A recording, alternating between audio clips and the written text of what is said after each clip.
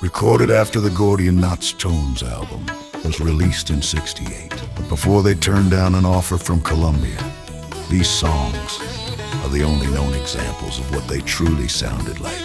Without the influence of producer Clark Burroughs, still riding high off Windy was determined to make them his next association. This is not the association. In 1970, post-Tones, the band found themselves at a crossroads. Terry Melcher invited them to audition for Columbia Records, as the band had a lot of momentum among prominent folks in the business. Columbia offered the band a contract, the big break the boys had been working towards for nearly a decade. But with their drummer Dulin Lancaster's departure and opposing views about accepting Columbia's terms, the Knot declined Columbia's offer. Santa Monica, Harmonica Man, though never released, was recorded in 1970. Before the Knot was asked to be the house band at the factory. PJ's was a club they frequented on the Sunset Strip. It's also where the band composed this song. During one afternoon in the back part of the club, we were set up for rehearsal. Pat recalls, I was by myself working on a funky blues riff I had come up with a few days before. No one had ever heard it. I was just tinkering with it.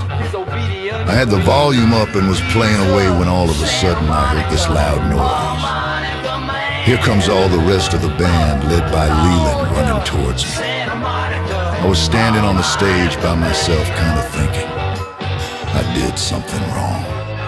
JD and Dulin jumped on stage with JD at Vox organ and Dulin on drums. Jimmy and Leland were on the floor in front of us, and Jimmy said, play that again. I told JD it was in the key of G and just started playing right away. JD and Dulin joined in while Leland and Jimmy were standing on the dance floor listening, talking, and writing notes. Both of them jumped on the stage and told me to start playing again within minutes. It was written. Though it was a part of their live repertoire, it never made it on the album because of producer Clark Burroughs' decision to make their studio album sound as close to the association as possible. In fact, Clark had arranged the association's Inside Out album in '67 and the band's choice to entrust him.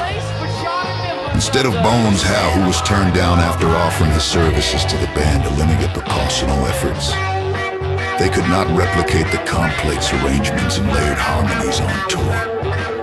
And despite their lush, ethereal sound, the band felt that the record didn't convey their live repertoire. This single is the closest representation of what Nancy Sinatra might have heard of the factory before asking the band to join her in Vietnam on a USO tour. Morning Bird was recorded right before the band decided to turn down Columbia Records' offer. Dan Laudermoser was hired to replace Leland on bass. Leland didn't want to leave the band. He just didn't want to play bass anymore. Communication among the band wasn't like it used to be.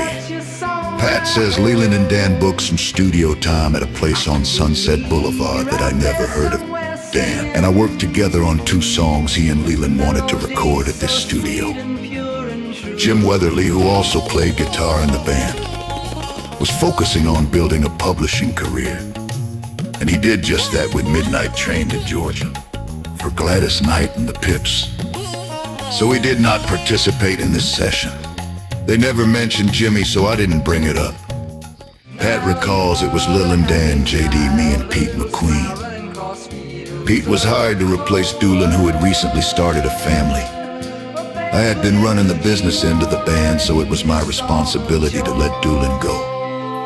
I picked him up to go for a ride and just told him we had found a drummer who we thought could fill his shoes. He took a big breath and said he was glad I had brought it up, because he and his wife had decided to move back to Mississippi.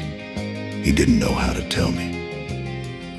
With this new lineup, the band recorded 2 tracks, and that was the last I heard of them. The band still played after that with Jimmy, though the whereabouts of the 3rd song remain unknown. Santa Monica, Harmonica Man, and Morning Bird are a sweet glimpse into what this famous among the famous band actually sounded like. They never really lost their southern roots, and these tracks show their fusion of sunshine pop and southern rock and roll.